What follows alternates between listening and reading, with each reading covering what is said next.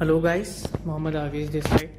और आज मैं आप लोगों के लिए एक न्यू चैप्टर लेकर आया हूँ जो कि है हमारे क्लास 11 का हॉर्नबिल बुक से, जिस चैप्टर का नेम है the portrait of a lady by Khushwant Singh.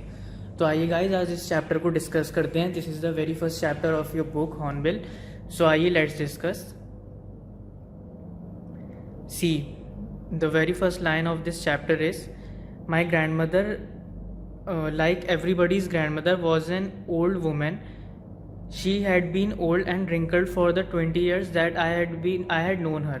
अब देखिए यहाँ एक सिचुएशन चल रही है, यहाँ एक ग्रैंड मदर की बात चल रही है जो कि बताया जा रहा है कि मतलब मेरी ग्रैंड मदर सबकी ग्रैंड मदर की तरह ओल्ड हैं और वो काफ़ी ज़्यादा रिंकल्ड है और मैंने 20 ईयर्स से देखती हुई आ रही हूँ और 20 साल से मैं उन्हें जानती हूँ। यानी जो ऑथर है वो एक लेडी है, वो अपनी ग्रैंड मदर के बारे में यहाँ पर हमसे डिस्कस कर रही है। People said that she had once been young and pretty and had even had a husband, but that was hard to believe. My grandmother's portrait hung above the mantelpiece in the drawing room. अब देखिए यहाँ पर ये बताया जा रहा है कि मतलब लोग उनके बारे में बताया करते थे कि वो अपने मतलब काफ़ी ज़्यादा यंग थी और काफ़ी ज़्यादा प्रेटी थी, और उनके जो हस्बैंड थे वो भी काफ़ी ज़्यादा यंग थे, और उनके ग्रैंडफादर का जो पोर्ट्रेट था, यानी कि उस ऑथर के ग्रैंडफादर का जो पोर्ट्रेट था, जो एक पेंटिंग थी, वो वहाँ पर उनकी ड्राइंग रूम में हंग हुई हुई थी, यानी टंगी हुई थी। He wore a big turban and loose fitting clothes, यानी कि उनके अकॉर्डिंग वो एक बड़ा सा टर्बन पहनते थे और एक काफ़ी ज़्यादा वो लूज फिटिंग के क्लोथ्स पहना करते थे। His long white beard covered the best part of his chest and he looked at least 100 years old. अब यहाँ पर ये बताया जा रहा है कि उनकी बियर्ड काफ़ी ज़्यादा लॉन्ग थी, वाइट कलर में थी, और उसकी वजह से वो ऐसा लगता था कि वो एटलीस्ट 100 ईयर्स ओल्ड तो हैं, यानी कि कम से कम 100 साल के तो वो हैं। He did not look the sort of a person who would have a wife और children. He looked as if he could only have lots and lots of grandchildren. उनको देखकर ऐसा लगता था कि मतलब उनकी एज इतनी ज़्यादा थी कि कोई उनके बारे में ये नहीं कह सकता था कि उनके अपने बच्चे होंगे। उनको देखकर ऐसा लगता था कि उनके ग्रैंड चिल्ड्रंस काफ़ी ज़्यादा होंगे। He looked as if he could only have lots and lots of grandchildren. As for my grandmother, being young and pretty, the thought was almost revolting. She often told us of the games she used to play as a child that seemed quite absurd and undignified on her part, and we treated it like the fables of the prophet she used to tell us. अब देखिए यहाँ बताया जा रहा है कि मतलब यहाँ पर जो है वो ग्रैंड मदर अपने स्टोरी बताती थी, मतलब अपने बचपन की, कि वो काफ़ी ज़्यादा मतलब खेला करती थी गेम्स वगैरह, लेकिन ऑथर को यहाँ पर उनकी बातों पर बिल्कुल यकीन नहीं होता था, वो कहानी समझ कर ही सुना करती थी। She had always been short and fat and slightly bent. Her face was a crisscross of wrinkles running from everywhere to everywhere.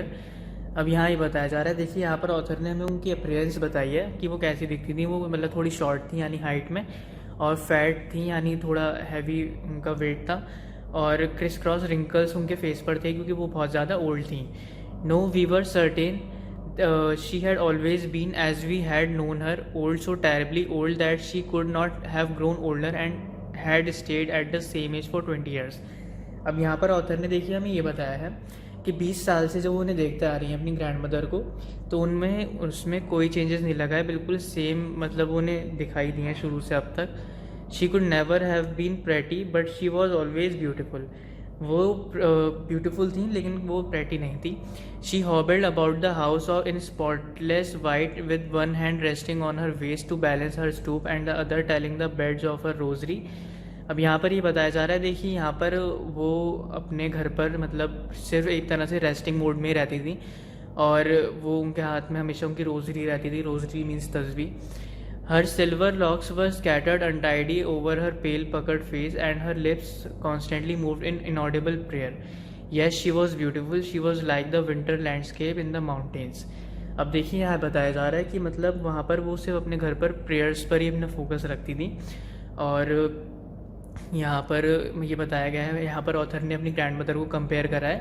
She was like the winter landscape in the mountains, यानी कि वो काफ़ी ज़्यादा beautiful थी। An expanse of pure white serenity, breathing peace and contentment, my grandmother and I were good friends. यहाँ पर बताया गया है कि ग्रैंड मदर के साथ उनका काफ़ी अच्छा फ्रेंडली रिलेशन था।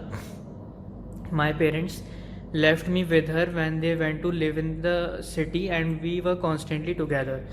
उनकी ग्रैंड मदर के पास उनके पेरेंट्स ने उसे छोड़ दिया था ऑथर को, क्योंकि वो सिटी में रहने चले गए थे। She use to wake me up in the morning and get me ready for school.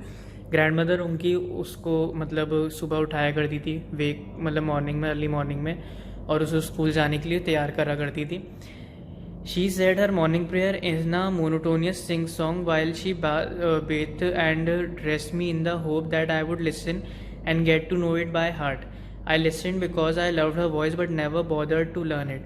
अब यहाँ पर बताया जा रहा है कि मतलब वो उनको रेडी करने के बाद उन्हें मतलब एक प्रॉपर बात लेने आने के बाद और प्रेयर सुनाया करती थी, और उनका इंटरेस्ट प्रेयर में सिर्फ इसलिए था ऑथर का क्योंकि उन्हें अपनी ग्रैंड मदर की वॉइस काफ़ी अच्छी लगती थी, काफ़ी मोनोटोनियस लगती थी।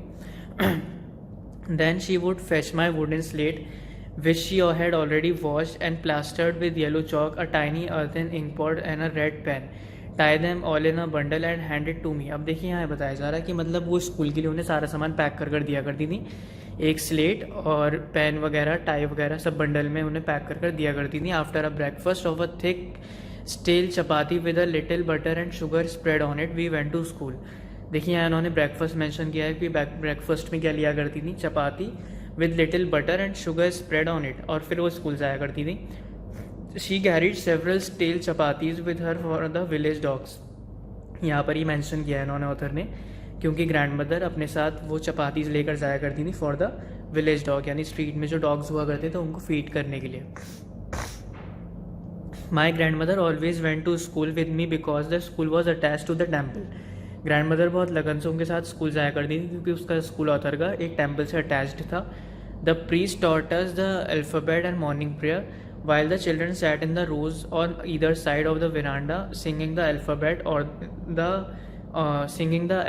or the prayer in a chorus. My grandmother sat inside reading the scriptures. अब देखिए यहाँ बताया जा रहा है कि जो उनके मतलब यहाँ के प्रीस्ट थे टेम्पल के, वो उन्हें प्रेयर कराया करते थे वहाँ के बच्चों को एक कोरस में, यानी कि एक ग्रुप में, और उनकी ग्रैंड मदर जो थी वो अंदर के स्क्रिप्चर्स को स्टडी करती थी।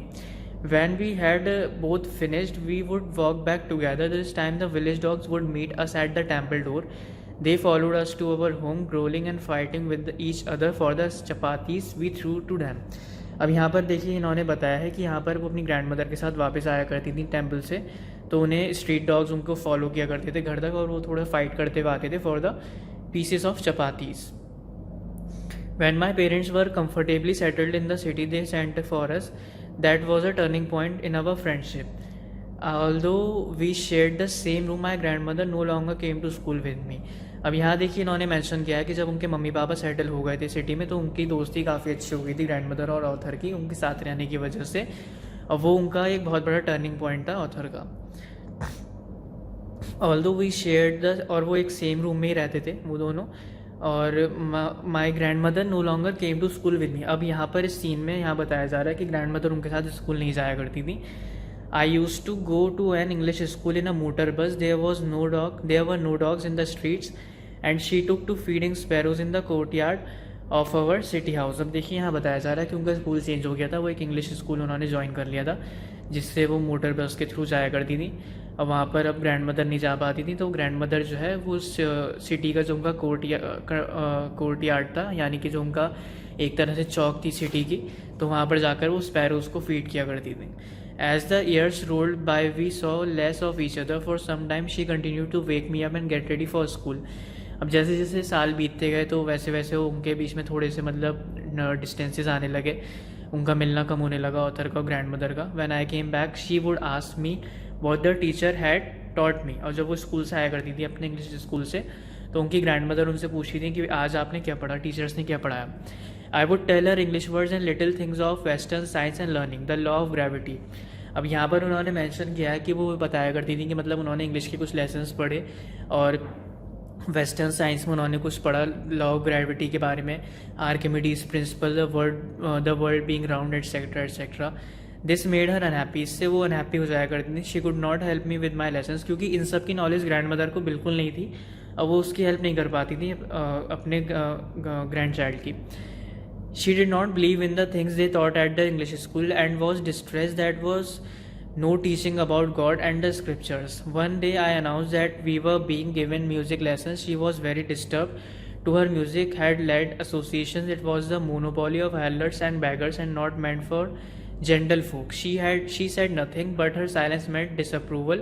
She really talked to me after that. अब यहाँ पर देखिए, यहाँ पर उन्हें ये बताया गया कि उनको मतलब म्यूज़िक लेसन्स भी मिलने वाले थे उनके स्कूल्स में, और वो उससे काफ़ी ज़्यादा डिस्टर्ब थी, और उनके मतलब उनका इन सब बातों की वजह से काफ़ी ज़्यादा उनके बीच डिस्टेंसेस आ गए थे, और उनका आपस में बात करना भी बहुत ज़्यादा रेयर हो गया था. When I went up to university, I was given a room of my own. अब जब वो अपनी यूनिवर्सिटी गई फॉर फर्दर स्टडीज़, तो उन्हें उनका एक रूम मिल गया था personal. The common link of friendship was snapped. My grand mother accepted her seclusion with resignation. She rarely left her spinning wheel to talk to anyone.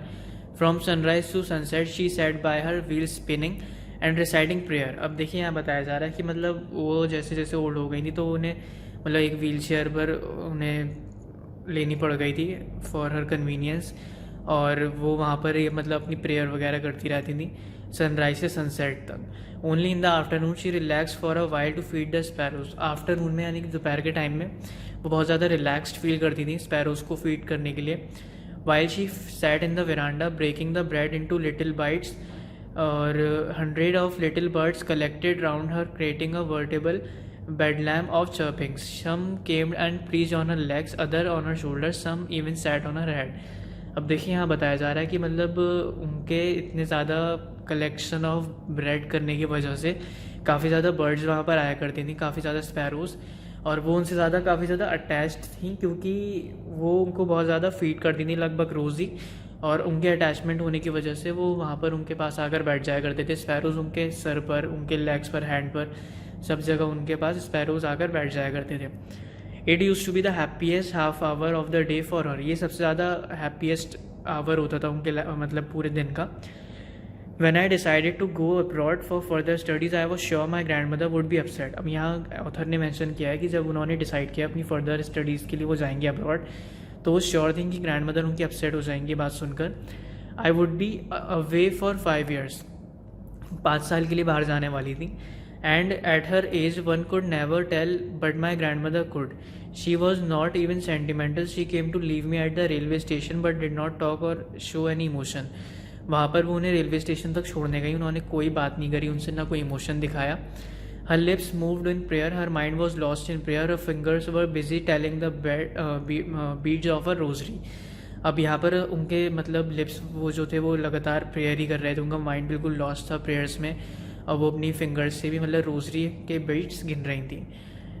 Silently she kissed my forehead, and when I felt I cherished the most moist imprint as perhaps the last sign of a physical contact between us. But that was not so. After 5 years I came back home and was met by her at the station. अब यहाँ पर उन्होंने बताया कि वो शायद उनकी नज़र में लास्ट फिजिकल कांटेक्ट था, लेकिन ऐसा नहीं था. 5 साल बाद वो वापस आई अपने घर पर और स्टेशन पर अपनी दादी से दोबारा मिली. She did not look a day older. वो एक भी दिन ओल्डर नहीं दिख रही थी जैसा कि उन्होंने 5 साल पहले उन्हें छोड़ा था. She still had no time for words, and while she clasped me in her arms I could hear her reciting her prayers. Even on the first day of my arrival, her happiest moments were with her sparrows, whom she fed longer, and with frivolous rebukes. अब यहाँ पर देखिए भी बताया जा रहा है कि मतलब पहले 5 साल की तरह ही उनके काम सब सेम थे. वो स्पैरोज़ को अभी भी फीड किया करती थी, प्रेयर्स वगैरह के लिए भी बहुत ज़्यादा अपने ऑब्सेस थी वो. In the evening a change came over her. She did not pray. एक शाम आई जिसमें उन्होंने प्रेयर नहीं करी, उनको चेंज लगा काफ़ी ज़्यादा. She collected the women of neighborhood, got an old drum and started to sing. अब यहाँ पर उन्होंने अपने आसपास के नेबर्स वुमेन को कलेक्ट करा, और वहाँ पर एक ड्रम लेकर उन्होंने गाना शुरू कर दिया. For several hours she thumbed the sagging skins of the dilapidated drum and सैंग of the home coming of warriors. अब वो एक सॉन्ग गा रही थी जो कि होम कमिंग ऑफ वॉरियर्स के ऊपर था. We had to persuade her to stop to avoid overstraining. That was the first time since I had known her that she did not pray. अब ये पहली ऐसी बार था जहाँ पर उन्होंने उन्हें प्रेयर करने के अलावा भी कोई और काम करते हुए देखा था. The next morning she was taken ill. It was a mild fever and the doctor told us that it would go, but my grandmother thought differently. अब यहाँ पर अगली सुबह उन्हें थोड़ा सा बुखार आया, उनको डॉक्टर को दिखाएगा. डॉक्टर ने उन्हें बताया कि एक माइल्ड फीवर है, लेकिन उनकी ग्रैंडमदर कुछ अलग ही सोच रही थी. She told us that her and was near. उन्होंने बताया कि उनका मतलब टाइम करीब आ गया था, that her end was near. She said that since only few hours before the close of the last chapter of her life, she had omitted to pray. She was not going to waste any more time talking to us. अब यहाँ पर उन्होंने mention किया कि वो अपने आखिर के वक्त में प्रेयर करना चाहती हैं, वो टाइम वेस्ट नहीं करना चाहती बातचीत कर. We protested but she ignored our protest. She lay peacefully in bed praying and telling her beads. अब यहाँ पर उन्होंने प्रोटेस्ट किया, यानी कि उन्हें मतलब उन्होंने ये कोशिश करी कि ऐसा ग्रैंड मदर नहीं करे, लेकिन उन्होंने उनकी ग्रैंड मदर ने उनको कम्प्लीटली इग्नोर किया और वो अपने बेड पर लेटे हुए शांति से मतलब अपनी प्रेयर कर रही थी और अपने तस्बीह वगैरह पढ़ रही थी. Even before we could suspect, her lips stopped moving and the rosary fell from her lifeless finger. A peaceful pallor spread on her face and we knew that she was dead. अब यहाँ पर last में एक situation ऐसी आई कि उनके lips अचानक रुक गए थे और उनके हाथ से उनकी रोजरी गिर गई थी, जो कि उनकी लाइफलेस फिंगर्स में से ड्रॉप हो गई थी. अब यहाँ पर उनको रियलाइज़ हो गया था कि उनकी ग्रैंड मदर उनके साथ अब नहीं थी. She was dead. We lifted her off the bed and as is customary laid her on the ground and covered her with a red shroud. उन्होंने ग्रैंड मदर को अपनी ज़मीन पर लिटाया और रेड कलर का श्राउड उनके ऊपर कवर कर दिया. श्राउड मीन्स एक कवर जो कि डेथ पर कवर किया जाता है बॉडी को क्रिश्चियंस में. After a few hours of morning we left her alone to make arrangement for her funeral. और in the evening we went to her room with a crude stretcher to take her to be cremated. The sun was setting and had lit her room and veranda with a blaze of golden light. हम यहाँ पर उन्हें बताया गया कि उनको stretcher पर रखकर जब उनको मतलब उनके फनरल को मतलब करा गया तो फिर यहाँ पर उनके रूम में मतलब क्या सनलाइट काफ़ी गोल्डन लाइट में थी. We stopped half way in the courtyard courtyard all over the veranda and in her room right up to where she lay dead and stiff wrapped in the red shroud. Thousands of sparrows sat scattered on the floor. अब देखिए जब यहाँ पर उनको मतलब लेकर जाया जा रहा था तो वरांडे में काफ़ी ज़्यादा 1000 ऑफ स्पैरोज कलेक्ट हो गए थे. There was no chirping. बिल्कुल वो चर्प नहीं कर रहे थे, बिल्कुल शांत बैठे हुए थे. We felt sorry for the birds and my mother fetch some bread for them. वो काफ़ी ज़्यादा सॉरी फील कर रहे थे क्योंकि अब वो उनके लिए कोई मतलब ऐसा था नहीं जो उनको फीड करता, लेकिन फिर भी उनके लिए खाना वहाँ पर डाला गया.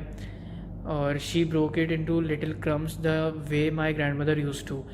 वहाँ पर उन्होंने जैसे उनकी ग्रैंड मदर उनके लिए क्रम्स में पीसेस कर कर उनको ब्रेड डाला करती थी, ऐसे ही उसने डाला ऑथर ने. The sparrows took no notice of the bread. लेकिन स्पैरोज ने कोई रिएक्शन नहीं करा. When we carried my grandmother's corpse off, they flew away quietly.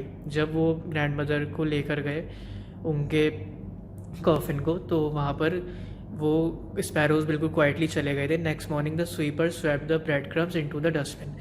और अगली सुबह स्वीपर ने वो ब्रेड क्रम्स को डस्टबिन में डाल दिया था. तो यहाँ पर इस समय क्या पता चलता है मतलब उनका एक अटैचमेंट स्पैरोज का जो कि ग्रैंड मदर के लिए था और उन्होंने सेंस कर लिया था that the grandmother was no more और इसी वजह से उन्होंने क्रम्स को नहीं खाया था, इसलिए वो ऐसे ही छोड़ गए थे. So this was this chapter. I hope आपको अंडरस्टूड हुआ होगा. So please do like our videos and subscribe to our channel and share this lecture to your friends too so that they could also understood the same. Thank you and thanks for advance study.